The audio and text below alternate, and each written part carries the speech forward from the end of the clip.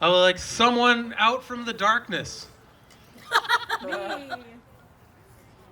Actually, there was this guy earlier who sat down next to me. He's a black guy. He had a mask on. You know, that doesn't matter for the story, but I was scared of him. And he was like, "Yo, man, I like your speaker, dog." I know. And I was like, "Oh, he's gonna stab me and rob me for my speaker." But anyway, he asked me if he could be on the show, and I said, "Yeah." So, you know, out of fear, I decided he's gonna be on the show later if he shows up. But anyway, you guys ready? Yeah. This is her comedy debut. So get ready to laugh. Oh God. And if you can't laugh, be nice about it at least. All right, Sarah, give it up for Sarah Grimes. Good job, buddy. Woo! Hey, good job, Casey. Thank you, sir. Yeah, good job, man. You're like, good job, you suck. No, 3 people came to watch. You said that joke and they all laughed.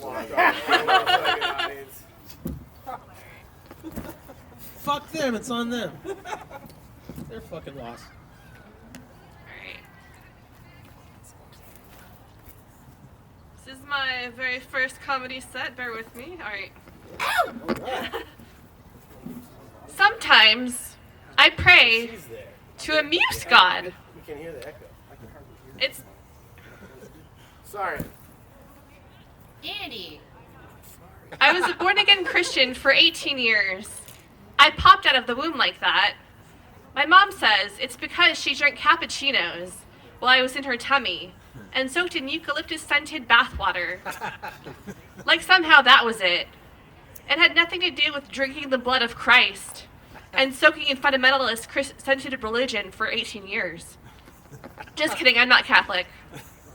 I did go to Christian school for 15 years, including three years of Christian preschool. So I was steeped in religion.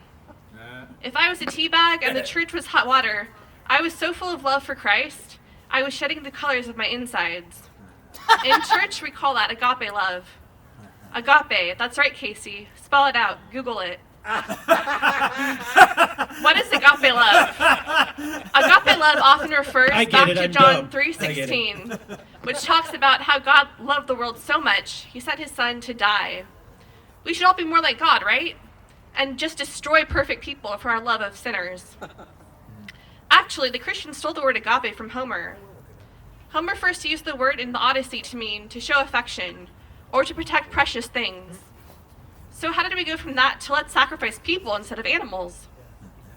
So anyway, I was so full of agape love and Christ-like humility, I was ready at any given moment to sacrifice myself for another person. Sounds healthy, right? In fact, my dream was to become a martyr for God. I was 10 and my vision for my future was to die for Christ as a missionary.